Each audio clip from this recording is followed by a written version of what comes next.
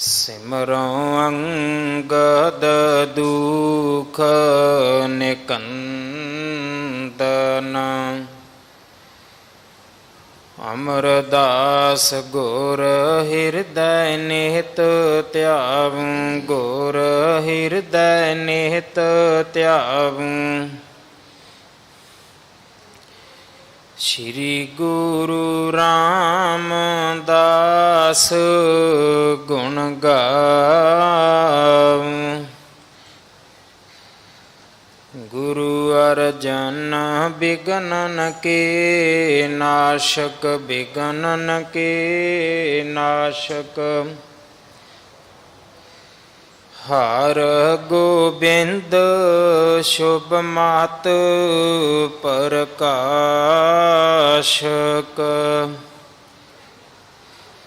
गुरु हर राय नमो car जोरी, नमो car जोरी।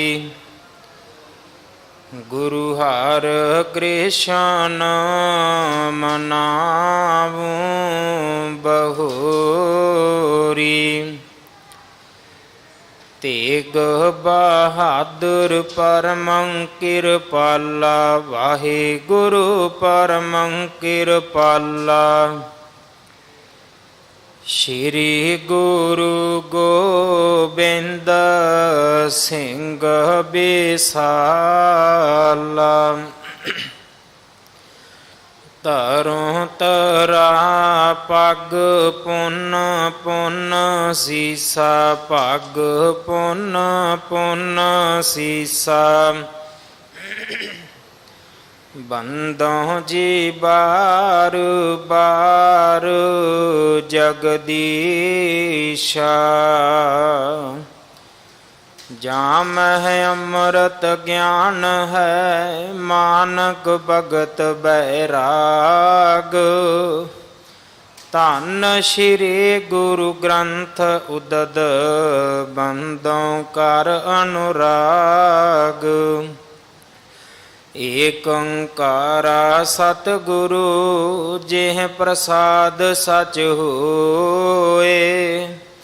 वाहे गुरु जी की फतेह, विघ्न विनाशन सोए। वाहे गुरु जी की फतेह, विघ्न विनाशन सोए। रोजी हमारी आजते, भई बंद दर शाहे। तुम ते सब किश होत है, संतो बेपरवाह।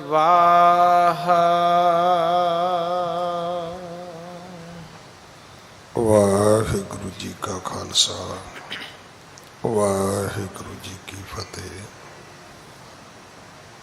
गुरु दाते हाजर, गुरु सवारे खालसा जी, आप जी वडभागे हो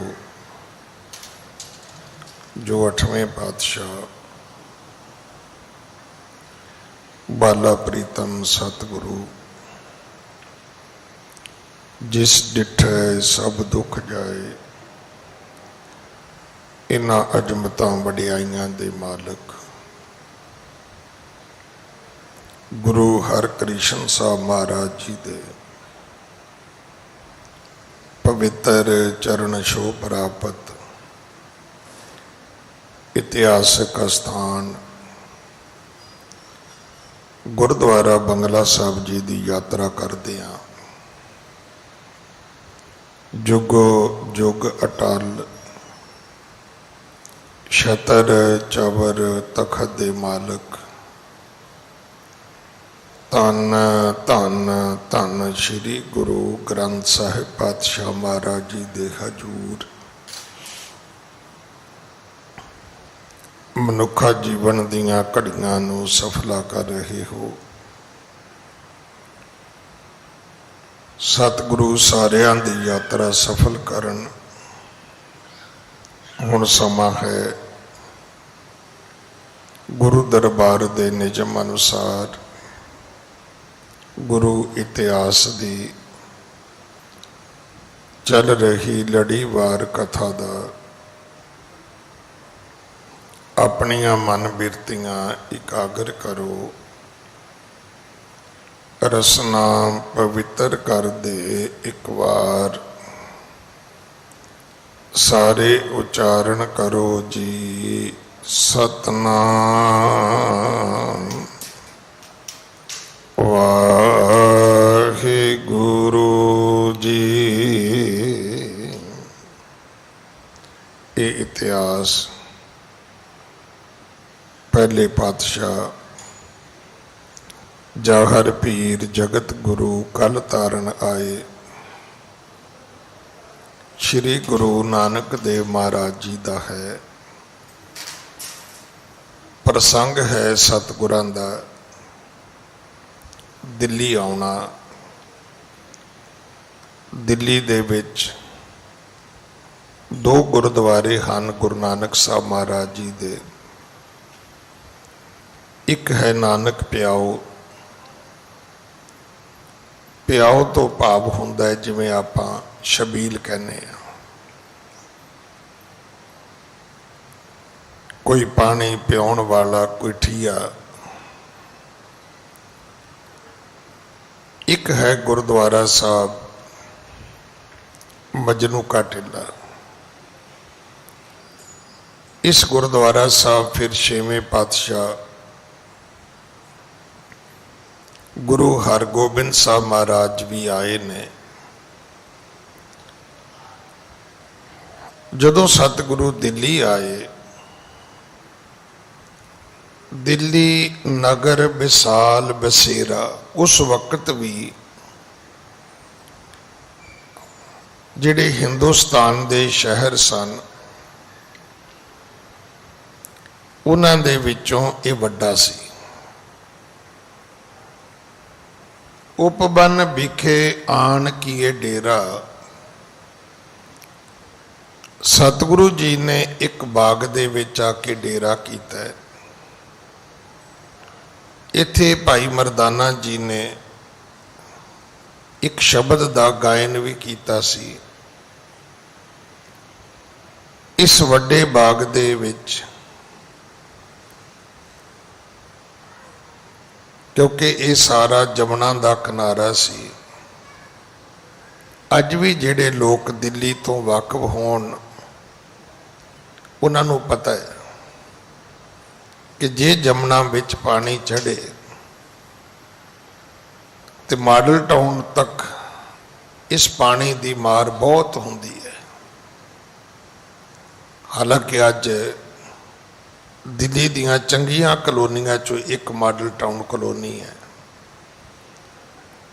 ਪਰ ਇਹ ਪਾਣੀ ਇੱਥੋਂ ਤੱਕ, ਇਸ ਤੋਂ ਅੱਗੇ ਤੱਕ ਵੀ ਆਉਂਦਾ ਹੈ, ਅੱਜ ਵੀ ਆਉਂਦਾ ਹੈ ਜੇ ਪਾਣੀ ਜਮਨਾ ਵਿੱਚ ਭਰ ਜਾਏ ਤਾਂ। ਪਰ ਜਿਸ ਵੇਲੇ ਗੁਰੂ ਜੀ ਆਏ ਨੇ ਉਦੋਂ ਤਾਂ ਇੱਥੇ ਕੋਈ ਆਬਾਦੀ ਨਹੀਂ ਸੀ ਹੁੰਦੀ। ਦਿੱਲੀ ਉਹੀ ਹੈ ਜਿਹੜਾ ਪੁਰਾਣਾ ਦਿੱਲੀ ਸ਼ਹਿਰ ਹੈ। ਕੁਝ ਗੇਟਾਂ ਦੇ ਵਿੱਚ ਦਿੱਲੀ ਬੰਦ ਸੀ। ਇਸ ਤੋਂ ਬਾਹਰ ਜਾਮਾ ਮਸਜਿਦ, ਇਸ ਤੋਂ ਬਾਹਰ ਲਾਲ ਕਿਲਾ,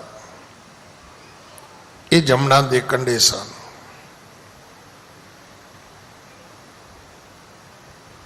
ਤੋ ਇਸ ਕਥਾ ਦੇ ਵਿੱਚ ਆਉਂਦਾ ਹੈ ਕਿ ਗੁਰੂ ਜੀ ਜਿਸ ਬਾਗ ਵਿੱਚ ਠਹਿਰੇ ਨੇ ਉੱਥੇ ਬਾਦਸ਼ਾਹ ਦਾ ਇੱਕ ਹਾਥੀ ਲੈ ਕੇ ਮਹਾਵਤ ਵੀ ਰਹਿੰਦੇ ਸਨ। ਅਚਾਨਕ ਹਾਥੀ ਦੀ ਮੌਤ ਹੁੰਦੀ ਹੈ। ਮਹਾਵਤ ਫੁੱਟ ਫੁੱਟ ਕੇ ਰੋਂਦੇ ਨੇ। ਉਹਨਾਂ ਦਾ ਰੋਣਾ, ਉਹਨਾਂ ਦਾ ਚੀਕ ਚਿਹਾੜਾ, ਉਹਨਾਂ ਦਾ ਵਰਲਾਪ ਕਰਨਾ ਬਹੁਤ ਦੁਖਦਾਈ ਸੀ, ਸੁਣਨ ਵਾਲੇ ਵਾਸਤੇ ਵੀ ਪੀੜਾਦਾਇਕ ਸੀ। ਗੁਰੂ ਜੀ ਨੇ ਜਾ ਕੇ ਉਹਨਾਂ ਨੂੰ ਹੌਸਲਾ ਦਿੱਤਾ। श्री गुर कहे न चिंत कर, सब को दै करतार, जिते बहाने जगत के करनहार इक तार। भाई रोवो नहीं, हाथी मर गया, उदा समा सी चला गया। रही तुहाडी रोटी रोजी दी गल, परमात्मा ने रोटी रोजी दे लई एक बहाना बनाया है, उन्होंने कहते ने मिस। बाकी देनी तो उन्हें सब नूं है। जे रब सीधी रोटी दवे तो सारी दुनिया ही निकम्मी हो जानी सी। ना कीड़ियां ने तुरना सी, ना शेरा ने जंगल में शिकार लभना सी। आपां भी हाथ मुँह धो के बह जा करना सी भी थाली तो उपरों आ ही जानी है, चाह का कप भी आ जाना है। हुण तुसीं वेख्या ही है, जदों तुहानूं रूम सर्विस मिलती है होटलों में तो तुसीं की करते हो? कुछ भी नहीं करते। घंटी मारी समान मंगा लिया, घंटी मारी भांडे चकाते। अजे थोड़ी जी उत्थे मुश्किल होंदी कि उहदे तो बाद एक बिल आउंदा है, तो जे बिल भी ना आउणा होवे तो फिर तुसीं सोच सकते हो कि बंदा खलारा किन्ना क पा सकता है, तो बंदे की गत की होगी। तो इस कथा दे विच आउंदा है कि गुरु जी कहन लगे भी ये तो रब दे रोटी देण दे बहाने ने। किसी नूं हाथी नवाउण दे पैसे मिलते सी, किसी नूं हाथी नूं पट्ठे पाउण दे पैसे मिलते सी, उहदी परवरिश करन दे, किसी नूं हाथी नूं चलाउण दे पैसे मिलते सी, किसी नूं हाथी नूं तैयार करना, उहदे ते हौदा रखना, उहदे पैसे मिलते सी। हाथी एक सी, नौकरी कईयां नूं मिली सी। सतगुरु कहन लगे भाई रब अगों भी दवेगा, रोवो नहीं।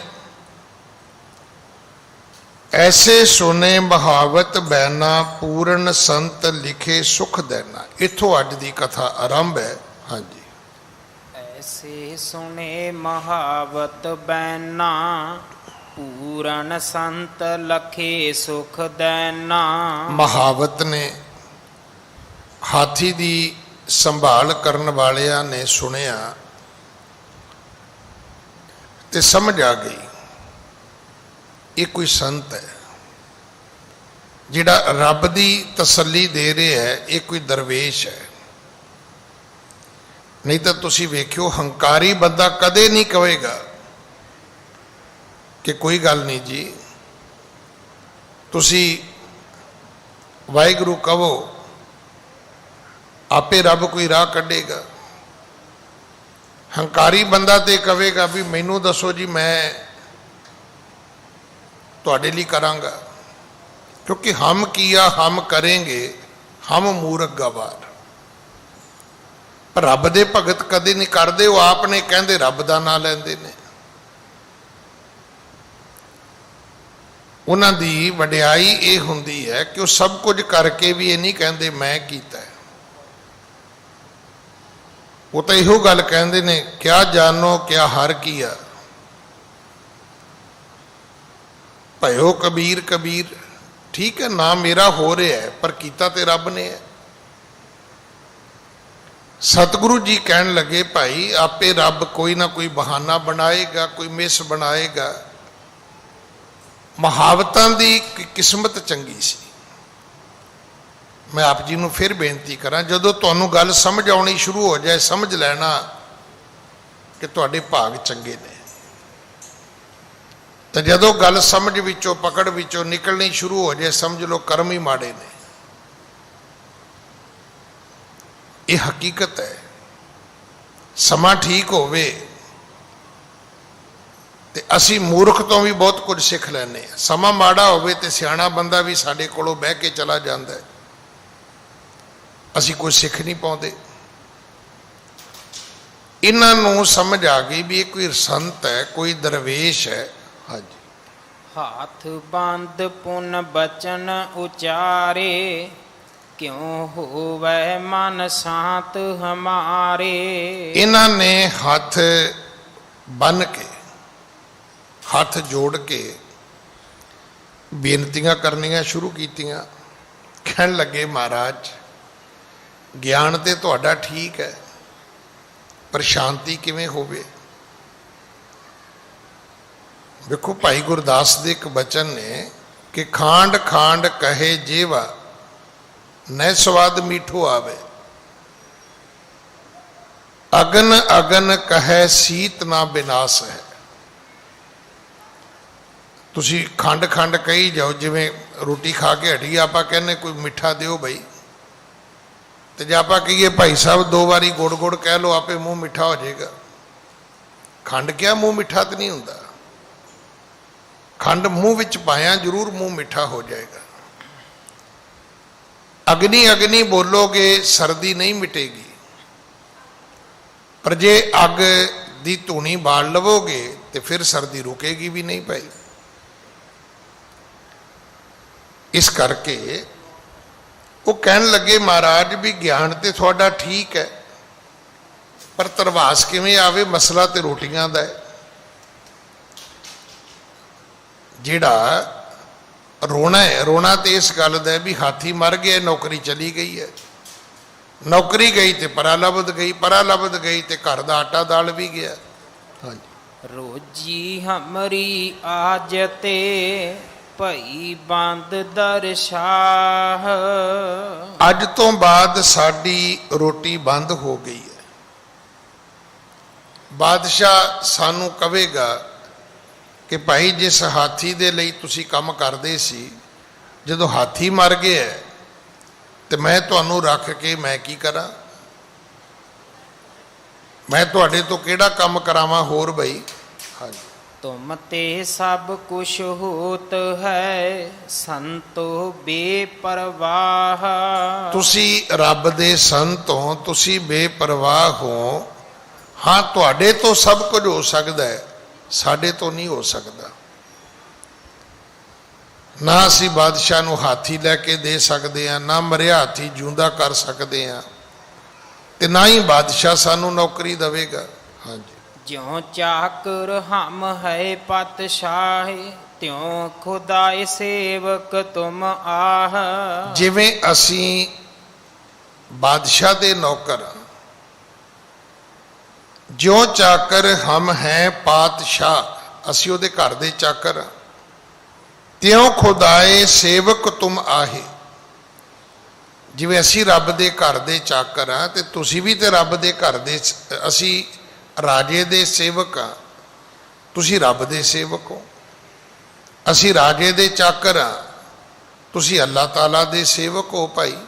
ਹਾਂਜੀ, ਹਮਰੋ ਕਾਜ ਅਟਕ ਜੇ ਜਾਈ ਬਿਨੈ ਕਰਤ ਅਗਰਜ ਨਿਜ ਰਾਈ। ਜੇ ਸਾਡਾ ਕੋਈ ਕੰਮ ਰੁਕ ਜਾਏ ਤਾਂ ਅਸੀਂ ਵੀ ਜਾ ਕੇ ਰਾਜੇ ਕੋਲ ਹੀ ਫਰਿਆਦ ਕਰਦੇ ਹਾਂ।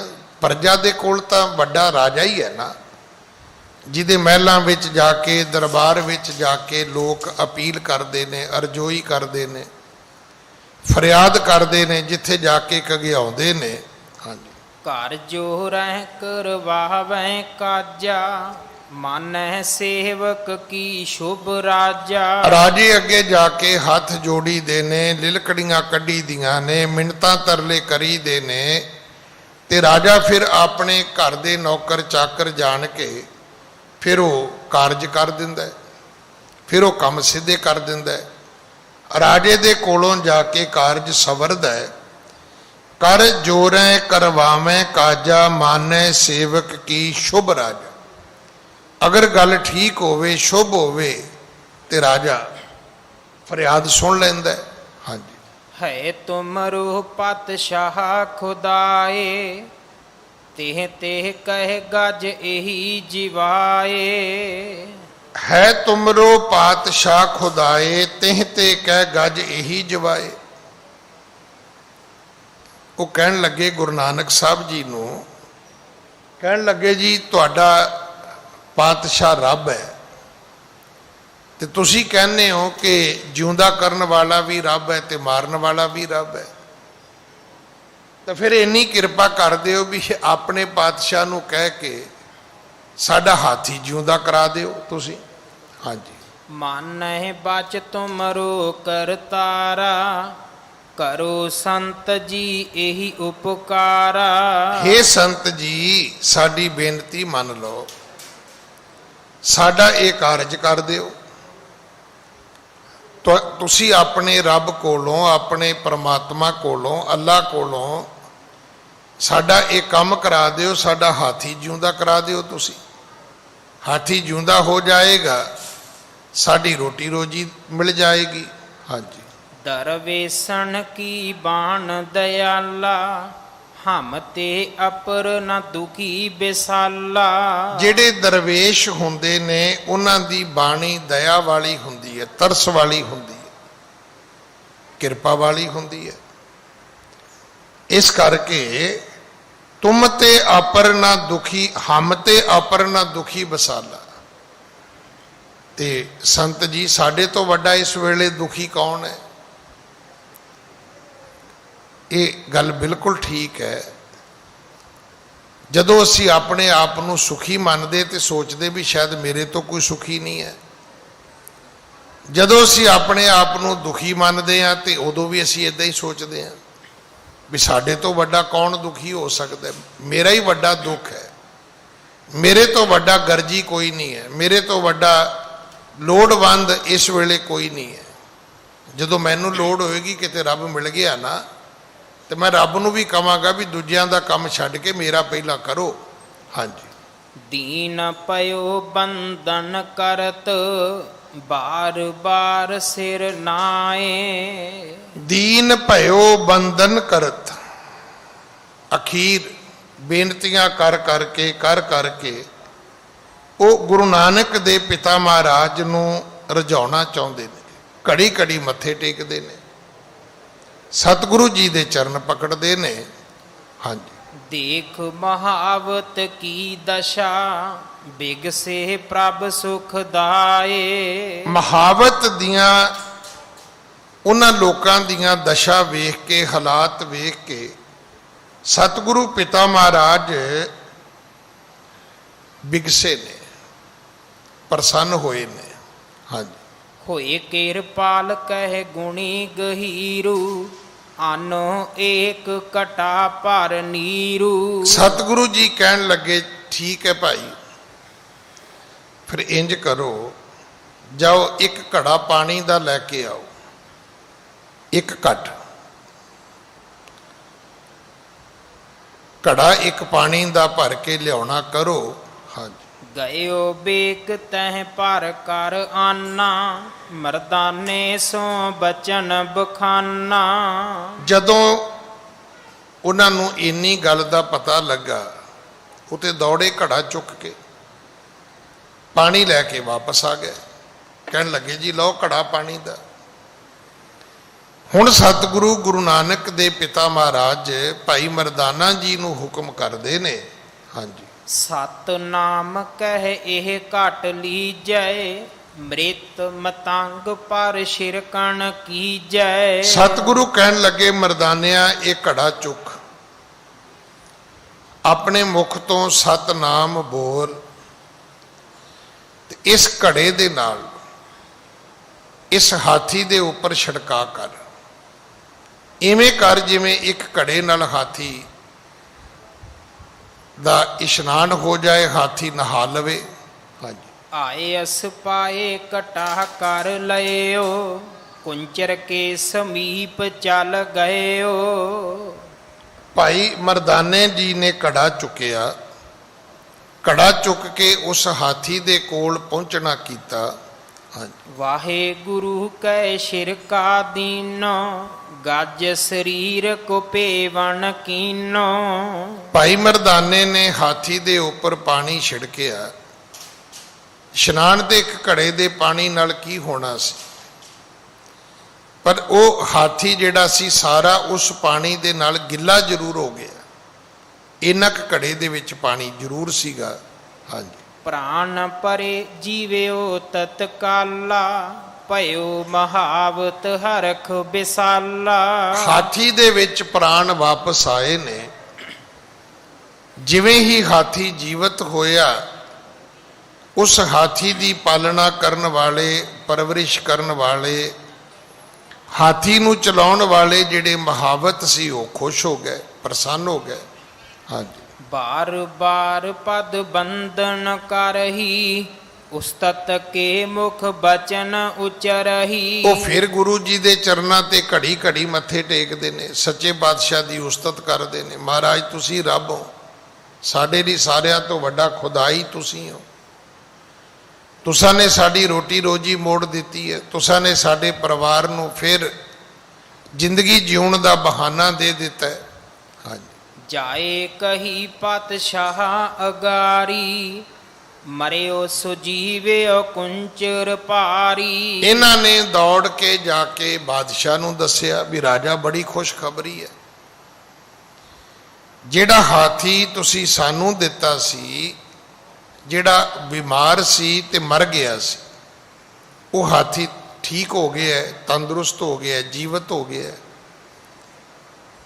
ਉਹ ਹਾਥੀ ਜਿਹੜਾ ਹੈ ਉਹ ਮੁੜ ਜਿਉਂਦਾ ਹੋ ਗਿਆ।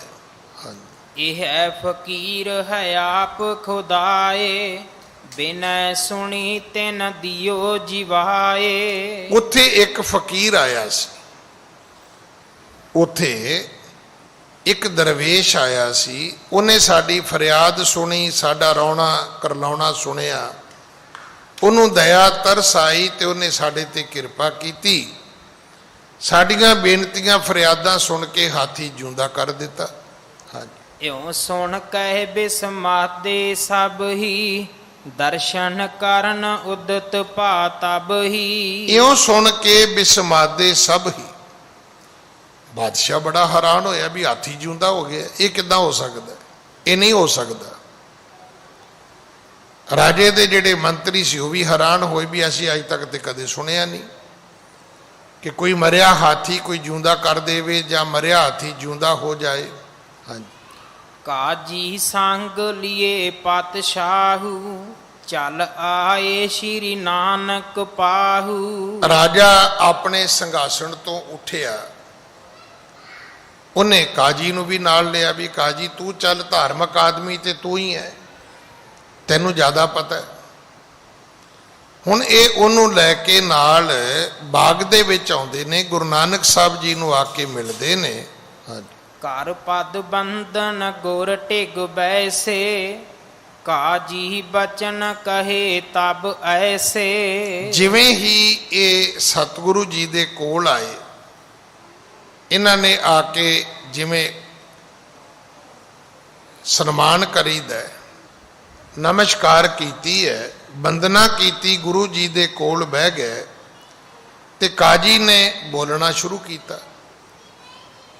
ਇਹਨਾਂ ਨੇ ਜਿਵੇਂ ਸਜਦਾ ਕਰੀਦਾ ਉਵੇਂ ਸਨਮਾਨ ਕੀਤਾ ਤੇ ਫਿਰ ਗੁਰੂ ਜੀ ਦੇ ਪ੍ਰਤੀ ਕਾਜੀ ਨੇ ਬੋਲਣਾ ਕੀਤਾ। ਹਾਂਜੀ। ਹੇਤ ਮਹਾਵਤ ਹਾਥੀ ਜੋ, ਜੀਵਾਇਓ ਤੁਮ ਨਹਿ ਸੋਊ। ਇਹ ਮਹਾਵਤਾਂ ਦੀ ਖਾਤਰ, ਹਾਥੀ ਪਾਲਣ ਵਾਲੇ ਪਰਿਵਾਰਾਂ ਦੇ ਰੋਣ ਕਰਲਾਉਣ ਦੀ ਖਾਤਰ, ਉਹਨਾਂ ਦੇ ਬੱਚਿਆਂ ਦੀ ਪਰਵਰਿਸ਼ ਦੀ ਖਾਤਰ ਤੁਸੀਂ ਹਾਥੀ ਜਿਉਂਦਾ ਕਰ ਦਿੱਤਾ। ਬੜੀ ਵੱਡੀ ਤੁਸੀਂ ਗੱਲ ਕੀਤੀ ਹੈ, ਅਸੀਂ ਪਹਿਲੀ ਵਾਰ ਵੇਖਿਆ। ਜੀਵ ਆਇਓ ਤੁਮ ਨਹੀਂ ਸੋ, ਕੀ ਇਹ ਗੱਲ ਸੱਚ ਹੈ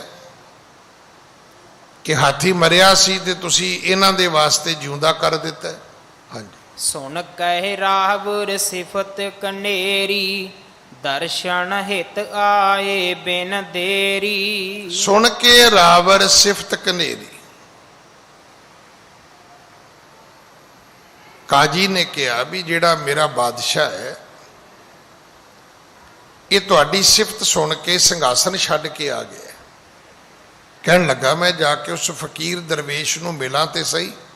ਹਾਂਜੀ। ਕਾਜੀ ਕੀ ਦਿਸ਼ ਦੇਖ ਗੁਸਾਈ, ਬਾਣੀ ਨਿਰੰਕਾਰ ਅਲਾਈ। ਕਾਜੀ ਦੇ ਵੱਲ ਸਤਿਗੁਰਾਂ ਨੇ ਵੇਖਿਆ ਤੇ ਉਹ ਬਾਣੀ ਜਿਹੜੀ ਨਿਰਹੰਕਾਰ ਹੈ, ਜਿਹਦੇ ਵਿੱਚ ਹੰਕਾਰ ਨਹੀਂ ਵੀ ਹਾਂ ਮੈਂ ਕੀਤਾ ਜਿਉਂਦਾ, ਉਹ ਬਾਣੀ ਉਚਾਰੀ ਜਿਹਦੇ ਵਿੱਚ ਹੰਕਾਰ ਨਹੀਂ ਹੈ, ਜਿਹਦੇ ਵਿੱਚ ਹਉਮੈ ਨਹੀਂ ਹੈ। ਹਾਂਜੀ। ਹਮ ਹੈ ਕੌਣ ਮਿਰਤਕ ਜੀਵਾਰੈ, ਇਕ ਕਰਤਾਰ ਜੀਵਾਵੈ ਮਾਰੈ। ਸਤਿਗੁਰੂ ਕਹਿਣ ਲੱਗੇ ਵੀ ਅਸੀਂ ਕੌਣ ਆ ਬਈ, ਸਾਡੀ ਕੀ ਸ਼ਕਤੀ, ਸਾਡੀ ਕੀ ਸਮਰੱਥ ਹੈ। ਹਾਥੀ ਜਿਉਂਦੇ ਕਰ ਦੇਣੇ, ਹਾਥੀ ਮਾਰ ਦੇਣੇ, ਸਾਡੀ ਸ਼ਕਤੀ ਥੋੜਾ ਹੈ। ਇਹ ਕੰਮ ਤੇ ਰੱਬ ਦਾ, ਇਹ ਤੇ ਰੱਬ ਕਰਦਾ ਹੈ। ਹਾਥੀ ਜੀਵ ਜਿਉਂਦੇ ਕਰਨੇ, ਜੀਵ ਜਿਉਂਦੇ ਮਾਰ ਦੇਣੇ। ਜਨਮ ਮੌਤ ਜਿਹੜੀ ਹੈ ਇਹ ਪ੍ਰਮਾਤਮਾ ਦੇ ਹੱਥ ਵਿੱਚ ਹੈ, ਸਾਡੇ ਹੱਥ ਜੀਵਾਂ ਦੇ ਵੱਸ ਵਿੱਚ ਨਹੀਂ ਹੈ। ਹਾਂਜੀ। ਤਿਸ ਬਿਨ ਔਰ ਸ਼ਕਤ ਕਿਸ ਮਾਹੀ, ਵਿਆਪਕ ਕਲਾ ਦੇਖੀਅਤ ਜਾਹੀ। ਇਸ ਕਰਕੇ ਤਿਸ ਬਿਨ ਔਰ ਸ਼ਕਤ ਕਿਸ ਮਾਹੀ। ਕਾਜੀ ਤੁਸੀਂ ਦੱਸੋ ਵੀ ਰੱਬ, ਇਸ ਰੱਬ ਤੋਂ ਬਗੈਰ ਇਹ ਸ਼ਕਤੀ ਕਿਸੇ ਕੋਲ ਹੋ ਸਕਦੀ ਹੈ? ਕੀ ਇਸ ਸ਼ਕਤੀ ਦਾ ਕੋਈ ਦੂਸਰਾ ਮਾਲਕ ਹੋ ਸਕਦਾ? ਨਹੀਂ। ਵਿਆਪਕ ਕਲਾ ਦੇਖੀਅਤ ਜਾਹੀ। ਸਾਰੀ ਦੁਨੀਆ ਦੇ ਵਿੱਚ ਸ਼ਕਤੀ ਵਿਆਪਕ ਹੈ, ਪ੍ਰਗਟ ਹੈ, ਸਭ ਰੱਬ ਦਾ ਹੁਕਮ ਵਰਤਦਾ ਹੈ, ਸਭ ਪਰਮਾਤਮਾ ਦੇ ਹੁਕਮ ਦੇ ਵਿੱਚ ਦੁਨੀਆ ਰਹਿੰਦੀ ਹੈ। ਕੋਈ ਹੈ ਜਿਹੜਾ ਪਰਮਾਤਮਾ ਤੋਂ ਬਿਨਾ ਜਿਉਂਦਾ ਰਹਿ ਸਕਦਾ ਹੋਵੇ? ਪਰਮਾਤਮਾ ਤੋਂ ਬਿਨਾ ਜੀਵਨ ਦੇਣ ਵਾਲਾ ਕੌਣ ਹੈ? ਹਾਂਜੀ। ਕਾਜੀ ਕਹੇ ਸ਼ਕਤ ਜੇ ਤਾਰੋ, ਮੁਖ ਤੇ ਕਹੇ ਅਬ ਕਹੇ ਗੱਜ ਮਾਰੋ। ਕਾਜੀ ਕਹੇ ਸ਼ਕਤ ਜੇ ਧਾਰੋ, ਮੁਖ ਤੇ ਕਹੇ ਅਬ ਕਹਿ ਗੱਜ ਮਾਰੋ। ਕਾਜੀ ਕਹਿਣ ਲੱਗਾ ਜੀ ਅਸੀਂ ਨਹੀਂ ਮੰਨਦੇ, ਤੇ ਜੇ ਇਹ ਗੱਲ ਸੱਚ ਹੈ ਤੇ ਕਹਿਣ ਲੱਗਾ ਜੀ ਫਿਰ ਦੁਬਾਰਾ ਮਾਰ ਕੇ ਵਿਖਾਓ। ਉਹ ਤੇ ਸ਼ਕਤੀ ਤਾਂ ਉਨੀ ਹੈ ਨਾ, ਜਿਉਂਦਾ ਕਰਨਾ ਵੀ ਉਨਾ ਹੀ ਔਖਾ ਹੈ ਜਿੰਨਾ ਮਾਰਨਾ ਔਖਾ ਹੈ। ਕਿਉਂਕਿ ਗੁਰਬਾਣੀ ਦਾ ਜਿਹੜਾ ਫੈਸਲਾ ਉਹ ਹੈ ਕਿ ਮਾਰੈ ਰਾਖੈ ਏਕੋ ਆਪ। ਇਹ ਮਤ ਸੋਚਣਾ ਕਿ ਮਾਰਨਾ ਸੌਖਾ ਹੈ ਤੇ ਰੱਖਣਾ ਔਖਾ ਹੈ, ਜਾਂ ਰੱਖਣਾ ਸੌਖਾ ਹੈ ਤੇ ਮਾਰਨਾ ਔਖਾ ਹੈ। ਐਸਾ ਕੁਝ ਨਹੀਂ ਹੈ। ਇਹ ਦੋਨੋਂ ਗੱਲਾਂ ਬਰਾਬਰ ਨੇ। ਨਾ ਕੋਈ ਰੱਖ ਸਕਦਾ ਹੈ, ਨਾ ਹੀ ਕੋਈ ਮਾਰ ਸਕਦਾ ਹੈ। ਜੇ ਇਦਾਂ ਕੋਈ ਕਿਸੇ ਨੂੰ ਮਾਰ ਸਕਦਾ ਹੋਵੇ ਤੇ ਮੇਰਾ ਖਿਆਲ ਹੈ ਮੈਂ ਸਾਰਿਆਂ ਨੂੰ ਮਾਰਦਾ, ਸਾਰੇ ਮੈਨੂੰ ਮਾਰ ਦੇਣ,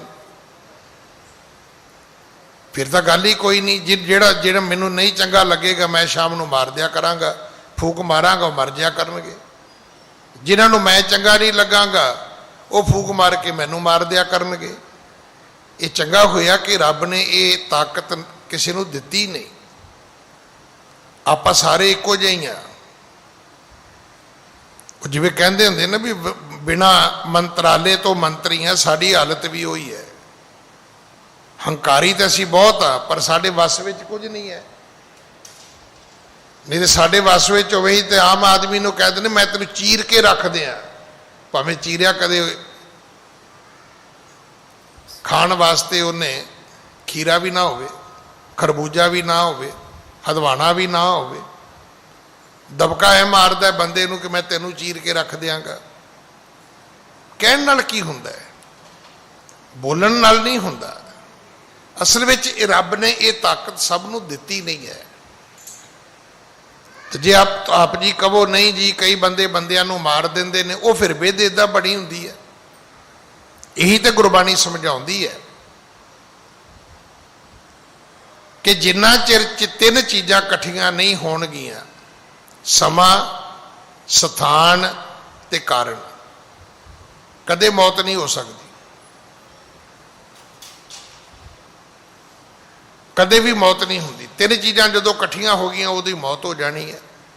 ਜਦੋਂ ਉਸ ਟਾਈਮ ਆ ਗਿਆ, ਜਦੋਂ ਉਹ ਜਗ੍ਹਾ ਆ ਗਈ, ਜਦੋਂ ਉਹ ਕਾਰਨ ਬਣ ਗਿਆ। ਜੇ ਤੁਮ ਕਹੇ ਗਇਓ ਮਾਰ ਕੁੰਚਰ ਤਉ ਜਾਣੈ ਪ੍ਰਤੱਖ ਕਲਾ ਧਰ। ਕਹਿਣ ਲੱਗੇ ਜੀ ਸਾਡੇ ਸਾਹਮਣੇ ਕਹੋ ਇਹ ਹਾਥੀ ਮਰੇਗਾ ਤਾਂ ਅਸੀਂ ਸਮਝਾਂਗੇ ਤੁਹਾਡੇ ਵਿੱਚ ਕਲਾ ਹੈ, ਸ਼ਕਤੀ ਹੈ।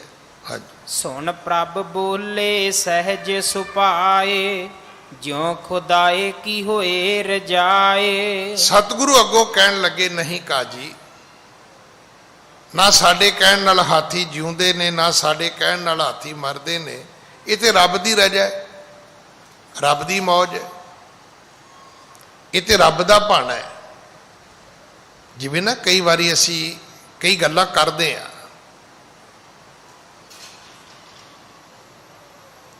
ਤੇ ਉਹ ਗੱਲਾਂ ਫਿਰ ਪੂਰੀਆਂ ਹੋ ਜਾਂਦੀਆਂ ਨੇ। ਕਈ ਵਾਰੀ ਆਪਾਂ ਗੁੱਸੇ 'ਚ ਆ ਕੇ ਕਹਿੰਦੇ ਵੀ ਇਹਦੇ ਨਾਲੋਂ ਤਾਂ ਮੈਂ ਮਰ ਹੀ ਜਾਵਾਂ ਤੇ ਚੰਗਾ ਹੈ, ਤੇ ਮੁੜ ਕੇ ਕੀ ਹੁੰਦਾ 2-4 ਘੰਟਿਆਂ ਬਾਅਦ ਭਾੜਾ ਵਰਤ ਜਾਂਦਾ ਤੇ ਫਿਰ ਆਪਾਂ ਆਪ ਹੀ ਕਹਿੰਦੇ ਵੀ ਪਤਾ ਨਹੀਂ ਰੱਬ ਇਹਦੀ ਕਿਤੇ ਨੇੜੇ ਹੋ ਕੇ ਖਲੋਤਾ ਸੁਣਦਾ ਸੀਗਾ। ਪਰ ਮਾਰੇਗਾ ਰੱਬ ਹੀ, ਰੱਖੇਗਾ ਵੀ ਰੱਬ ਹੀ, ਪਾਲਣਾ ਪੋਸਣਾ ਕਰਨ ਵਾਲਾ ਵੀ ਰੱਬ ਹੈ। ਸਤਿਗੁਰੂ ਕਹਿਣ ਲੱਗੇ ਕਾਜੀ ਸਾਡੀ ਮਰਜ਼ੀ ਨਹੀਂ, ਇਹ ਖੁਦਾ ਦੀ ਰਜ਼ਾ ਹੈ, ਕਿਸੇ ਨੂੰ ਰੱਖਣਾ ਕਿਸੇ ਨੂੰ ਮਾਰਨਾ। ਹਾਂਜੀ। ਤਤ ਛਿਨ ਕੁੰਚਰ ਗਿਰਿਓ ਬਹੋਰੀ ਪਰਿਓ ਮ੍ਰਿਤਕ ਹੋਏ ਤਿਸ ਹੀ ਠੌਰੀ। ਉਸੇ ਵੇਲੇ ਹਾਥੀ ਖੜਾ ਖੜੋਤਾ ਧਰਤੀ ਤੇ ਡਿੱਗਿਆ, ਹਾਥੀ ਦੀ ਮੌਤ ਹੋ ਗਈ। ਗੁਰੂ ਜੀ ਨੇ ਇਹ ਬਚਨ ਹੀ ਆਖੇ ਨੇ, ਕਹਿਣ ਲੱਗੇ ਕਾਜੀ ਸਾਡੇ ਕਹਿਣ ਨਾਲ ਹਾਥੀ ਨਹੀਂ ਮਰੇਗਾ, ਇਹ ਤਾਂ ਉਹਦੀ ਰੱਬ ਦੀ ਮੌਜ ਹੈ, ਕਿਸੇ ਜੀਵ ਨੂੰ ਰੱਖ ਦੇਣਾ ਕਿਸੇ ਨੂੰ ਮਾਰ ਦੇਣਾ। ਇਹ ਘਟਨਾਵਾਂ ਨਾ ਤੁਹਾਡੀ ਜ਼ਿੰਦਗੀ ਦੇ ਬਹੁਤ ਨੇੜੇ ਹੋ ਕੇ ਇਦਾਂ ਘਟਦੀਆਂ ਨੇ ਕਿ ਕਈ ਗੱਲਾਂ ਤੁਸੀਂ ਚਿਤਵਦੇ ਹੋ ਪੂਰੀਆਂ ਹੋ ਜਾਂਦੀਆਂ ਨੇ, ਤੁਸੀਂ ਬੋਲਦੇ ਹੋ ਤਾਂ ਪੂਰੀਆਂ ਹੋ ਜਾਂਦੀਆਂ ਨੇ। ਇਹ ਬੜੇ ਸਾਰੇ ਲੋਕਾਂ ਦੇ ਉੱਤੇ ਕੇਸ ਵੀ ਚੱਲਦੇ ਨੇ।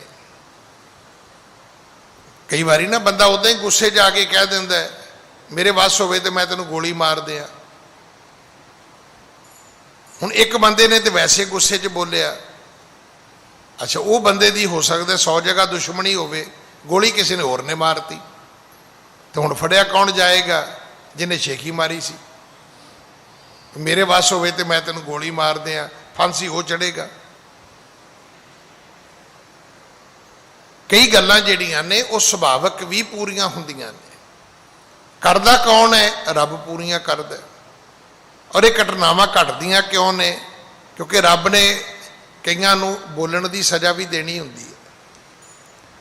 ਜਿਵੇਂ ਹੀ ਸਤਿਗੁਰੂ ਜੀ ਨੇ ਕਿਹਾ ਵੀ ਕਾਜੀ ਇਹ ਤਾਂ ਰੱਬ ਦੀ ਮੌਜ ਹੈ, ਦੂਜੇ ਪਾਸੇ ਕੀ ਹੋਇਆ? ਹਾਥੀ ਖੜਾ ਖੜੋਤਾ ਡਿੱਗਿਆ ਤੇ ਮਰ ਗਿਆ। ਹਾਂਜੀ। ਪਾਤਸ਼ਾਹ ਕੇ ਬੈਠੇ ਓ ਤੀਰ ਹੁਤੋ ਨਜਾਮ ਦੀਨ ਇੱਕ ਪੀਰ। ਰਾਜੇ ਦੇ ਕੋਲ ਬੈਠਾ ਸੀ ਨਿਜ਼ਾਮਦੀਨ ਪੀਰ। ਹੋ ਸਕਦਾ ਜਿਹੜੀ ਇਹ ਦਰਗਾਹ ਹੈ ਨਿਜ਼ਾਮੁਦੀਨ, ਇੱਥੋਂ ਦਾ ਕੋਈ ਔਲੀਆ ਹੋਵੇ, ਕੋਈ ਇੱਥੋਂ ਦਾ ਅੱਗੇ ਸੰਭਾਲ ਕਰਨ ਵਾਲਾ ਹੋਵੇ। ਕਿਉਂਕਿ ਅੱਜ ਵੀ ਜਦੋਂ ਸਾਡੇ ਗੁਰਦੁਆਰੇ ਦੇ ਫੰਕਸ਼ਨ ਹੁੰਦੇ ਨੇ ਤੇ ਕਈ ਵਾਰੀ ਉੱਥੋਂ ਦੇ ਜਿਹੜੇ ਮੁਖੀ ਨੇ ਨਿਜ਼ਾਮੁਦੀਨ ਦਰਗਾਹ ਦੇ, ਉਹ ਆਉਂਦੇ ਰਹਿੰਦੇ ਨੇ ਫੰਕਸ਼ਨਾਂ 'ਚ, ਕਿਉਂਕਿ ਉਹ ਸਮਝਦੇ ਨੇ ਕਿ ਅਸੀਂ ਬਾਬੇ ਫਰੀਦ ਦੀ ਗੱਦੀ 'ਚੋਂ ਆ। ਇਹ ਜਿਹੜਾ ਫਕੀਰ ਨਿਜ਼ਾਮੁਦੀਨ ਸੀ ਇਹ ਉਹਨਾਂ ਤੋਂ ਵਰਸਾਇਆ ਹੋਇਆ ਸੀ ਤੇ ਉਹ ਉਹਨਾਂ ਦੀ ਗੁਰੂ ਘਰ ਦੇ ਪ੍ਰਤੀ ਬੜੀ ਨਿਸ਼ਠਾ ਹੈ, ਸ਼ਰਧਾ ਹੈ। ਜਾਂ ਕੋਈ ਹੋਰ ਕਾਜੀ ਵੀ ਹੋ ਸਕਦਾ, ਕੋਈ ਫਕੀਰ ਵੀ ਹੋ ਸਕਦਾ। ਨਿਜ਼ਾਮਦੀਨ ਪੀਰ ਲਿਖਿਆ ਹੈ। ਇਹ ਵੀ ਉਸ ਵੇਲੇ ਬਾਦਸ਼ਾਹ ਦੇ ਨਾਲ ਸੀ ਜਦੋਂ ਬਾਦਸ਼ਾਹ ਉੱਠ ਕੇ ਆਪਣੇ ਸਿੰਘਾਸਣ ਤੋਂ ਆਇਆ। ਹਾਂਜੀ। ਤਿੰਨ ਕਾਜੀ ਸੋ ਬਚਨ ਉਚਾਰੇ ਇਹ ਖੁਦਾਏ ਹੈ ਨਰ ਤਨ ਤਾਰੇ। ਉਹਨੇ ਕਾਜੀ ਨੂੰ ਕਿਹਾ ਵੀ ਕਾਜੀ ਨਾ ਪਰਖ ਕਰ, ਮੈਨੂੰ ਸਮਝ ਆ ਗਈ ਇਹ ਤੇ ਖੁਦਾ ਦਾ ਸਰੀਰ ਹੈ, ਕੋਈ ਇਹ ਖੁਦਾ ਵਰਗਾ ਨਹੀਂ ਹੈ, ਇਹ ਖੁਦ ਖੁਦਾ ਹੈ, ਇਹ ਆਪ ਹੀ ਰੱਬ ਹੈ, ਰੱਬ ਵਰਗਾ ਨਹੀਂ ਹੈ। ਕਈ ਵਾਰੀ ਨਾ ਆਪਾਂ ਕਿਸੇ ਨੂੰ ਸਮਝਾਉਣ ਦੇ ਕਹਿੰਦੇ ਆ ਕਿ ਭਾਜੀ ਮੈਨੂੰ ਤੁਸੀਂ ਨਾ ਉਹ ਆਦਮੀ ਵਰਗੇ ਲੱਗਦੇ ਹੋ, ਤੂੰ ਅੱਗੋਂ ਕਹਿੰਦਾ ਵੀ ਉਸ ਆਦਮੀ ਵਰਗੇ ਕਿਉਂ, ਮੈਂ ਉਹ ਨਹੀਂ ਹੋ ਸਕਦਾ। ਮੈਂ ਇੱਕ ਵਾਰੀ ਕਿਸੇ ਦੇ ਘਰ ਗਿਆ ਤੇ ਉਹਨਾਂ ਨੇ ਕਈ ਏਕੜ ਦੇ ਵਿੱਚ ਆਪਣਾ ਘਰ ਬਣਾਇਆ, ਘਰ ਵਿੱਚ ਬਾਬਾ ਜੀ ਦਾ ਗੁਰਦੁਆਰਾ ਵੀ ਬਣਾਇਆ ਤੇ ਉਹਨਾਂ ਦੇ ਘਰ ਵਿੱਚ ਨਾ ਗੁਰੂ ਸਾਹਿਬਾਨਾਂ ਦੀਆਂ ਤਸਵੀਰਾਂ ਬਣੀਆਂ ਹੋਈਆਂ ਸੀ ਪੱਤਰੇ ਦੇ ਉੱਤੇ। ਮੇਰੇ ਮੂੰਹ ਤੋਂ ਨਿਕਲ ਗਿਆ, ਮੈਂ ਕਿਹਾ ਜੀ ਇਹਨਾਂ ਦੇ ਉੱਤੇ ਕੋਈ ਇਹ 골ਡ ਪਲੇਟਡ ਨੇ, ਵੀ ਇਹਨਾਂ ਦੇ ਉੱਤੇ ਸੋਨੇ ਦਾ ਪਾਣੀ ਫਿਰਿਆ ਹੋਇਆ ਹੈ। ਤੋ ਘਰ ਦਾ ਮਾਲਕ ਹੌਲੀ ਜੀ ਕਹਿਣ ਲੱਗਾ ਵੀ ਗਿਆਨੀ ਜੀ 골ਡ ਪਲੇਟਡ ਕਿਉਂ, 골ਡ ਕਿਉਂ ਨਹੀਂ ਹੋ ਸਕਦਾ? ਉਹ ਪਿਓਰ 골ਡ ਸੀ। ਤੋ ਇਸ ਕਰਕੇ ਗੱਲਾਂ ਸਾਡੇ ਨਾਲ ਕਈ ਵਾਰੀ ਵਾਪਰਦੀਆਂ ਨੇ ਕਿ ਅਸੀਂ ਸੋਚਦੇ ਵੀ ਇਹ ਬੰਦਾ ਉਹਦੇ ਵਰਗਾ ਹੈ, ਬੰਦਾ ਉਹਦੇ ਵਰਗਾ ਨਹੀਂ ਹੁੰਦਾ, ਉਹ ਬੰਦਾ ਖੁਦ ਆਪ ਹੀ ਹੁੰਦਾ ਹੈ। ਸਾਡੇ ਸਮਝਾਉਣ ਵਿੱਚ ਥੋੜਾ ਜਿਹਾ ਕਈ ਵਾਰੀ ਭੁਲੇਖਾ ਰਹਿ ਜਾਂਦਾ ਹੈ। ਪੀਰ ਨੇ ਆਖਿਆ ਕਾਜੀ ਨਾ ਪਰਖ ਕਰ, ਇਹ ਖੁਦਾ ਵਰਗਾ ਨਹੀਂ, ਇਹ ਖੁਦ ਖੁਦਾ ਹੈ। ਇਹ ਰੱਬ ਵਰਗਾ ਨਹੀਂ, ਇਹ ਕੋਈ ਆਪ ਰੱਬ ਹੈ, ਇਹ ਜਿਹੜਾ ਦਰਵੇਸ਼ ਹੈ। ਹਾਂਜੀ, ਬਚਨ ਬਿਫਲ ਇਹ ਕੋ ਨਹਿ ਹੋਏ, ਸ਼ਰਧਾ ਧਰ ਦੁੱਖ ਲੱਗੇ ਨਾ ਕੋਏ। ਮੈਨੂੰ ਸਮਝ ਆ ਗਈ, ਇਹਦਾ ਇੱਕ ਵੀ ਬਚਨ ਨਿਸਫਲ ਨਹੀਂ ਹੋ ਜਾਣਾ। ਜੇ ਸੁਖ ਪਾਉਣਾ ਹੀ ਤੇ ਸ਼ਰਧਾ ਧਾਰਨ ਕਰ ਲੈ, ਉਹ ਨਾ ਹੋਵੇ ਤੂੰ ਕਿਸੇ ਕਰੋਪੀ ਦਾ ਕਾਰਨ ਬਣ ਜਾਏ, ਕਰੋਪੀ ਸਹੇੜਨ ਦਾ ਕਾਰਨ ਬਣ ਜਾਏ। ਹਾਂਜੀ, ਪੁੰਨ ਕਾਜੀ ਕਹਿ ਦੇਹੋ ਜੀਵਾਏ, ਤਉ ਜਾਨੋ ਮੈਂ ਆਪ ਖੁਦਾਏ। ਹੁਣ ਉਹਨੂੰ ਰਾਜਾ ਕਹਿੰਦਾ ਹੈ ਜਾਂ ਕਾਜੀ ਆਪ ਕਰਦਾ ਹੈ? ਕਿਉਂਕਿ ਮੁਸਲਮਾਨਾਂ ਦੇ ਵਿੱਚ ਇਹ ਗੱਲ ਆਮ ਵੇਖਣ ਵਿੱਚ ਮਿਲੀ, ਜਿਹੜੇ ਬਾਦਸ਼ਾਹ ਹੋਏ ਨੇ, ਕਿ ਇਹਨਾਂ ਦੀਆਂ ਸਰਕਾਰਾਂ ਨੂੰ ਕਾਜੀ ਹੀ ਚਲਾਉਂਦੇ ਸੀ। ਉਹਨਾਂ ਦਾ ਬੜਾ ਪ੍ਰਭਾਵ ਰਹਿੰਦਾ ਸੀ ਕਿ ਉਹਨਾਂ ਨੇ ਹਰ ਵੇਲੇ ਸ਼ਰਅ ਦਾ ਕੋਈ ਨਾ ਕੋਈ ਫਤਵਾ ਜਾਰੀ ਕਰੀ ਰੱਖਣਾ ਹੈ।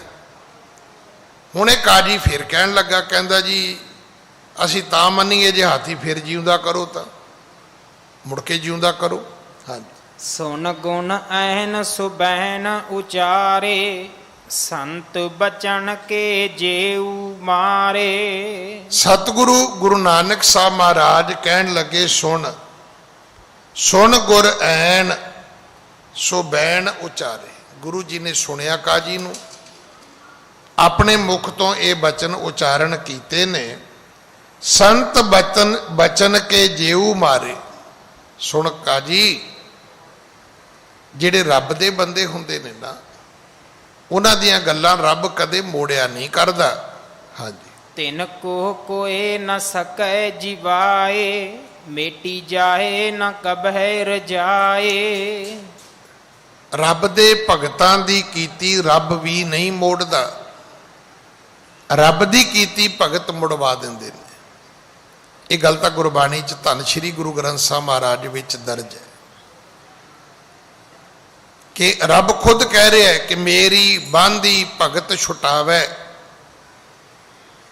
ਮੈਂ ਅਗਰ ਕੋਈ ਕਰਦੇ ਆ ਤੇ ਭਗਤ ਕੋਲੇ ਤਾਕਤ ਹੈ, ਉਹ ਉਸ ਨੂੰ ਉਹਦੀ ਬੰਦ ਖਲਾਸੀ ਕਰ ਸਕਦਾ ਹੈ, ਉਹਦਾ ਛੁਟਕਾਰਾ ਕਰ ਸਕਦਾ ਹੈ, ਉਹਦੇ ਵਿੱਚ ਬਦਲਾਅ ਕਰ ਸਕਦਾ ਹੈ।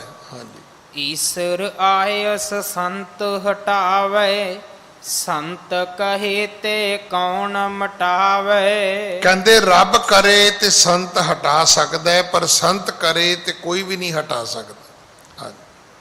ਜੈਸੇ ਜਗ ਅੰਧਾ ਕਰਿਓ, ਮਾਇਆ ਸੰਗ ਭੁਲਾਏ। ਰੱਬ ਨੇ ਕੀ ਕੀਤਾ ਹੈ? ਜਗਤ ਨੂੰ ਅੰਧਾ ਕਰ ਦਿੱਤਾ ਹੈ। ਬਣਾਇਆ ਤੇ ਜਗਤ ਬੜਾ ਸੋਹਣਾ ਹੈ, ਪਰ ਮਾਇਆ ਦੇ ਵਿੱਚ ਅੰਨਾ ਕਰ ਦਿੱਤਾ ਹੈ। ਐਸੀ ਮਾਇਆ ਦੀ ਅੱਖਾਂ ਅੱਗੇ ਪਰਤ ਆਈ ਹੈ ਕਿ ਮੁੜ ਕੇ ਭਗਵਾਨ ਦਿਸਿਆ ਹੀ ਨਹੀਂ। ਹਾਂਜੀ, ਸਤਿਗੁਰ ਬਚਨ ਸੁਚੇਤ ਕਰ, ਦੇਵੈ ਨਾਮ ਦ੍ਰਿੜਾਏ। ਫਿਰ ਇਸੇ ਕਰਕੇ ਰੱਬ ਨੇ ਫਿਰ ਸਤਿਗੁਰੂ ਵੀ ਘੱਲਿਆ। ਸਤਿਗੁਰੂ ਨੂੰ ਘੱਲਿਆ ਹੀ ਇਸ ਕਰਕੇ ਹੈ ਵੀ ਮੈਂ ਦੁਨੀਆ ਬਣਾਈ ਸੀ ਪਰ ਇਹਨਾਂ ਦੀਆਂ ਅੱਖਾਂ ਦੇ ਅੱਗੇ ਮਾਇਆ ਦੇ ਪਰਦੇ ਪਾ ਦਿੱਤੇ ਨੇ, ਤੇ ਤੁਸੀਂ ਗਿਆਨ ਦੇ ਨਸ਼ਤਰ ਲੈ ਕੇ ਜਾਓ ਤੇ ਇਹਨਾਂ ਦੀਆਂ ਅੱਖਾਂ ਦੇ ਛੌੜ ਜਿਹੜੇ ਨੇ ਉਹ ਕੱਟ ਦਿਓ। ਗੁਰੂ ਦਾ ਸਾਡੇ ਜੀਵਨ ਵਿੱਚ ਸਭ ਤੋਂ ਉੱਚਾ ਅਸਥਾਨ ਇਹੋ ਹੀ ਹੈ ਕਿ ਗੁਰੂ ਕੀ ਕਰਦਾ ਹੈ? ਗਿਆਨ ਅੰਜਨ ਗੁਰ ਦੀਆ, ਅਗਿਆਨ ਅੰਧੇਰ ਵਿਨਾਸ਼। ਗੁਰੂ ਗਿਆਨ ਦਿੰਦਾ ਹੈ, ਸਾਡੇ ਜੀਵਨ ਦੇ ਅੰਧੇਰੇ ਨੂੰ ਮਿਟਾਉਂਦਾ ਹੈ। ਗੁਰੂ ਦੇ ਕੋਲ ਗਿਆਨ ਦਾ ਨਸ਼ਤਰ ਹੈ, ਇੱਕ ਹਥਿਆਰ ਹੈ, ਜਿਵੇਂ ਉਸ ਤਰ੍ਹਾਂ ਹੁੰਦਾ ਹੈ। ਤੇ ਉਹ ਕੀ ਕਰਦਾ ਹੈ? ਸਾਡੇ ਅਗਿਆਨਤਾ ਦੇ ਛੌੜ ਕੱਟ ਦਿੰਦਾ ਹੈ, ਜਿਹੜੇ ਅੱਖਾਂ ਦੇ ਅੱਗੇ ਪਰਦੇ ਬਣੇ ਨੇ ਉਹਨਾਂ ਨੂੰ ਉਤਾਰ ਦਿੰਦਾ ਹੈ। ਹਾਂਜੀ। ਜਿਸ ਕੋ ਚਾਹੈ ਕਰੇ ਉਦਾਰਾ, ਬੰਧਨ ਦੇਹ ਸਰਬ ਨਿਰਵਾਰਾ। ਜਿਸ ਨੂੰ ਚਾਵੇ ਗੁਰੂ ਉਹਦਾ ਉਧਾਰ ਕਰ ਦਿੰਦਾ ਹੈ। ਜਿਹਦੇ ਤੇ ਗੁਰੂ ਕਿਰਪਾ ਕਰੇ ਉਹਦੇ ਬੰਧਨ ਕੱਟ ਜਾਂਦੇ ਨੇ, ਉਹਦਾ ਆਵਾਗਮਨ ਮਿਟ ਜਾਂਦਾ ਹੈ। ਹਾਂਜੀ। ਜਿਉ ਅੰਬਰੀਕ ਭਗਤ ਢਿਗ ਆਇਓ, ਦੁਰਬਾਸ਼ਾ ਔਰ ਕ੍ਰੋਧ ਵਡਾਇਓ। ਇੱਕ ਵਾਰੀ ਕੀ ਹੋਇਆ, ਅੰਬਰੀਕ ਭਗਤ ਦੇ ਕੋਲ ਦੁਰਬਾਸ਼ਾ ਚਲਾ ਗਿਆ। ਉਹਨੇ ਨਹੀਂ ਧਿਆਨ ਦਿੱਤਾ ਹੋਏਗਾ। ਕ੍ਰੋਧ ਵਿੱਚ ਜੇ ਤੁਸੀਂ ਸਨਾਤਨ ਮਤ ਦਾ ਇਤਿਹਾਸ ਪੜ੍ਹੋਗੇ ਤੇ ਇਹਦਾ ਵਿਸ਼ੇਸ਼ ਕਰਕੇ ਜ਼ਿਕਰ ਆਉਂਦਾ ਹੈ ਦੁਰਬਾਸ਼ਾ ਰਿਸ਼ੀ ਦਾ, ਕਿ ਇਹਦਾ ਕੰਮ ਹੀ ਇਹ ਸੀ, ਗੁੱਸੇ ਰਹਿੰਦਾ ਸੀ ਤੇ ਸਰਾਫ ਹੀ ਦੇਈ ਜਾਂਦਾ ਸੀ। ਜਿੰਨੇ ਸਰਾਫ ਤੁਸੀਂ ਸੁਣੋਗੇ ਬਹੁਤੇ ਦੁਰਬਾਸ਼ਾ ਰਿਸ਼ੀ ਨੇ ਹੀ ਦਿੱਤੇ ਨੇ। ਇਹ ਅੰਬਰੀਕ ਦੇ ਉੱਤੇ ਗੁੱਸੇ ਹੋ ਗਿਆ, ਕ੍ਰੋਧਿਤ ਹੋ ਗਿਆ। ਹਾਂਜੀ।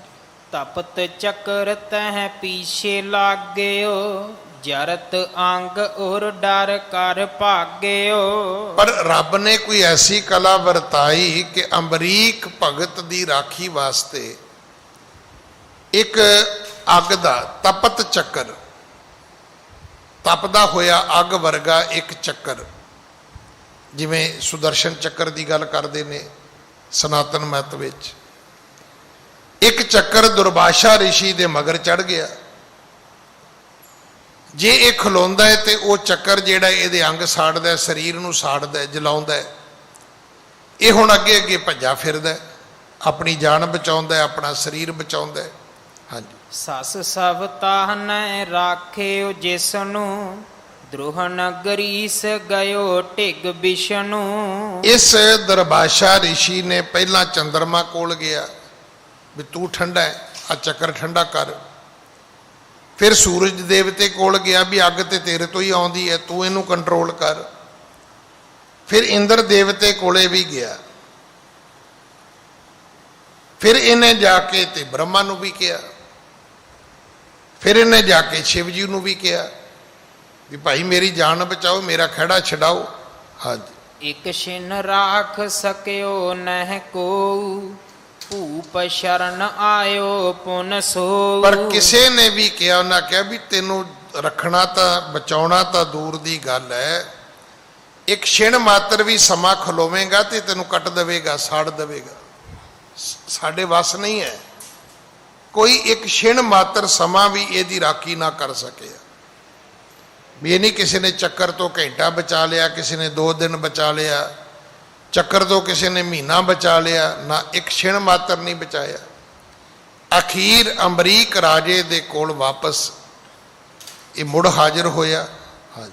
ਜਰਤ ਚੱਕਰ ਤੇ ਤਾਹੇ ਉਬਾਰਾ, ਇਉ ਸੰਤਨ ਕੀ ਸਿਫਤ ਅਪਾਰਾ। ਇਹ ਚੱਕਰ ਜਿੰਨੇ ਛੱਡਿਆ ਸੀ ਨਾ, ਉਹਨੇ ਹੀ ਫਿਰ ਰੋਕਿਆ ਉਸ ਨੂੰ। ਉਸੇ ਕੋਲੋਂ ਜਾ ਕੇ ਦੁਰਬਾਸ਼ਾ ਰਿਸ਼ੀ ਦੀ ਬੰਦ ਖਲਾਸੀ ਹੋਈ। ਹਾਂਜੀ। ਕਰਨੋ ਏਕ ਓੰਕਾਰ ਜੋ, ਸੰਤ ਸੁਦੇਤ ਹਟਾਏ। ਰੱਬ ਦੀ ਕੀਤੀ ਨੂੰ ਸੰਤ ਟਾਲ ਸਕਦੇ ਨੇ, ਰੱਬ ਦੇ ਭਗਤ ਮੋੜ ਸਕਦੇ ਨੇ। ਹਾਂਜੀ। ਸੰਤਨ ਕੇ ਜੋ ਬਚਨ ਹੈ, ਕੋਈ ਨਾ ਸਕੈ ਮਿਟਾਏ। ਜਿਹੜਾ ਸਾਧ ਬਚਨ ਉਹ ਅਟਲਾਦਾ ਹੈ, ਉਹ ਅਟਲ ਹੈ। ਜਿਹੜੇ ਰੱਬ ਦੇ ਭਗਤ ਬੋਲਦੇ ਨੇ, ਨਾਨਕ ਦਾਸ ਮੁਖ ਤੇ ਜੋ ਬੋਲੇ ਇਹਾਂ ਉਹਾਂ ਸੱਚ ਹੋਵੇ। ਉਹ ਲੋਕ ਵਿੱਚ ਵੀ ਸੱਚ ਹੋ ਕੇ ਵਰਤਦਾ ਹੈ, ਪਰਲੋਕ ਵਿੱਚ ਵੀ ਸੱਚ ਹੋ ਕੇ ਵਰਤਦਾ ਹੈ। ਹਾਂਜੀ। ਗੁਣ ਖਾਨੀ ਕੇ ਬਹਿਨਨ ਸੁਣ ਕਏ, ਬੰਧਨ ਕਰੇ ਚਰਨ ਗੁਰ ਗੁਣ ਕਏ। ਗੁਣਾਂ ਦੀ ਖਾਨ ਸਤਿਗੁਰੂ ਦੇ ਬਚਨ ਸੁਣੇ ਤੇ ਜਿਹੜਾ ਪੀਰ ਨਿਜ਼ਾਮੁਦੀਨ ਸੀ ਉਹਨੇ ਗੁਰੂ ਦੇ ਚਰਨਾਂ ਤੇ ਮੱਥਾ ਟੇਕਿਆ, ਇਹ ਜਾਣਦਿਆਂ ਹੋਇਆਂ ਕਿ ਭਾਵੇਂ ਇਹ ਰੱਬ ਦਾ ਖੁਦ ਖੁਦਾ ਦਾ ਇਹ ਰੂਪ ਹੈ, ਪਰ ਇਹਦੀ ਪद्धਤੀ ਗੁਰੂ ਵਾਲੀ ਹੈ। ਬੜਾ ਵੱਡਾ ਗਿਆਨ ਇਸ ਨੇ ਸਾਨੂੰ ਬਖਸ਼ਿਆ। ਹਾਂਜੀ। ਪੀਰ ਨਿਜ਼ਾਮੁਦੀਨ ਕਰ ਜੋਰੀ, ਬੋਲਿਓ ਹਵੈ ਕਰ ਦੀਨ ਬਹੋਰੀ।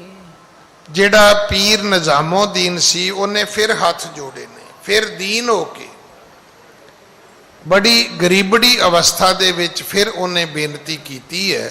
ਹਾਂਜੀ। ਸਭ ਹੀ ਸ਼ਰਨ ਤੁਮਾਰੀ ਆਏ, ਅਬ ਪੁਨ ਕੁੰਚਰ ਦੇਹੋ ਜਿਵਾਏ। ਨਿਜ਼ਾਮੁਦੀਨ ਪੀਰ ਕਹਿਣ ਲੱਗਾ ਜੀ ਸਾਰੇ ਅਸੀਂ ਤੁਹਾਡੀ ਸ਼ਰਨ ਆਏ ਆ, ਤੇ ਜਿੱਥੇ ਇੰਨੀ ਕਿਰਪਾ ਕੀਤੀ ਇੱਕ ਕਿਰਪਾ ਹੋਰ ਕਰ ਦਿਓ ਕਿ ਗਲਤੀ ਤਾਂ ਸਾਡੇ ਤੋਂ ਹੋਈ ਹੈ। ਅਸੀਂ ਕਿਹਾ ਜੀ ਹਾਥੀ ਮਾਰ ਦਿਓ, ਕਹਿਣ ਲੱਗੇ ਜੀ ਕਿਰਪਾ ਕਰੋ ਹਾਥੀ ਮੁੜ ਜਿਉਂਦਾ ਕਰ ਦਿਓ। ਹਾਂਜੀ। ਤਬ ਖੁਦਾਏ ਮੈਂ ਭੇਦ ਨ ਕੋਊ, ਚਾਹੋ ਜੇ ਉਰ ਮੈਂ ਕਰ ਹੋ ਸੋਊ। ਤੁਹਾਡੇ ਤੇ ਖੁਦਾ ਵਿੱਚ ਕੀ ਫਰਕ ਹੈ? ਤੁਸੀਂ ਜੋ ਚਾਹੋ ਉਹ ਕਰ ਸਕਦੇ ਹੋ, ਜੋ ਚਾਹੋ ਉਹ ਤੁਹਾਡੇ ਤੋਂ ਹੋ ਸਕਦਾ ਹੈ। ਹਾਂਜੀ। ਬੋਲੇ ਪ੍ਰਭ ਉਠੋ ਮਰਦਾਨਾ, ਸ਼ਿਰਕੋ ਜਲ ਤੁਮ ਲੈ ਨਿਜ ਪਾਨਾ। ਭਾਈ ਮਰਦਾਨੇ ਨੂੰ ਸਤਿਗੁਰਾਂ ਨੇ ਫਿਰ ਆਦੇਸ਼ ਕੀਤਾ, ਆਖਿਆ ਮਰਦਾਨਿਆ ਉੱਠ, ਹਾਥੀ ਦੇ ਉੱਪਰ ਜਲ ਛਿੜਕ। ਕਹੇ ਪੀਰ ਕੇ ਅਬ ਕੀ ਵਾਰੀ, ਦੇਹ ਜਿਵਾਏ ਮਰਿਓ ਗੱਜ ਭਾਰੀ। ਸਤਿਗੁਰੂ ਕਹਿਣ ਲੱਗੇ ਇੱਕ ਵਾਰੀ ਮਰਦਾਨਿਆ ਪੀਰ ਦਾ ਕਹਿਣਾ ਮੰਨ ਲੈ, ਇਹਦੀ ਬੇਨਤੀ ਮੰਨ, ਹਾਥੀ ਨੂੰ ਜਿਉਂਦਾ ਕਰ ਦੇ। ਹਾਂਜੀ। ਉਠਤ ਭਇਓ ਤਤਕਾਲ ਪੁਨ, ਜਲ ਲੈ ਕਹਿ ਸਤਨਾਮ। ਭਾਈ ਮਰਦਾਨਾ ਜੀ ਉੱਠੇ, ਜਲ ਲਿਆ, ਆਪਣੇ ਮੁਖ ਤੋਂ ਸਤਨਾਮ ਦਾ ਸ਼ਬਦ ਉਚਾਰਿਆ। ਹਾਂਜੀ। ਸ਼ਿਰਕੇ ਤੇ ਜੀਵੇ ਤੁਰਤ, ਜੋ ਕੁੰਚਰ ਅਬ ਰਾਮ। ਹਾਥੀ ਜਿਹੜਾ ਸੀ ਉਹ ਫਿਰ ਜਿਉਂਦਾ ਹੋ ਗਿਆ, ਰੱਬ ਦੀ ਕਲਾ ਵਰਤੀ ਹੈ। ਹਾਂਜੀ। ਕੌਤਕ ਦੇਖ ਬਿਸਮ ਭੇ ਸਭ ਹੀ, ਬਾਰ ਬਾਰ ਬੰਦੈ ਪਦ ਤਬ ਹੀ। ਗੁਰੂ ਦੀ ਇਸ ਸ਼ਕਤੀ ਨੂੰ ਵੇਖ ਕੇ ਸਾਰੇ ਵਿਸਮਾਦਿਤ ਹੋਏ। ਏਡੀ ਵੱਡੀ ਕਲਾ, ਏਡੀ ਵੱਡੀ ਸ਼ਕਤੀ। ਇੱਕ ਵਾਰੀ ਨਹੀਂ, ਸਮੇਤ ਰਾਜੇ ਉੱਠ ਉੱਠ ਕੇ ਗੁਰੂ ਦੇ ਚਰਨਾਂ ਤੇ ਨਮਸਕਾਰਾਂ ਕੀਤੀਆਂ ਨੇ, ਸਜਦੇ ਕੀਤੇ ਨੇ, ਸਲਾਮਾਂ ਕੀਤੀਆਂ ਨੇ, ਮੱਥੇ ਟੇਕੇ ਨੇ। ਹਾਂਜੀ। ਕਹਿਣ ਲੱਗੇ ਨਿਜ ਦੇਹ ਉਪਦੇਸ਼ਾ, ਤੁਮ ਖੁਦਾਏ ਤਨ ਧਰ ਦਰਵੇਸਾ।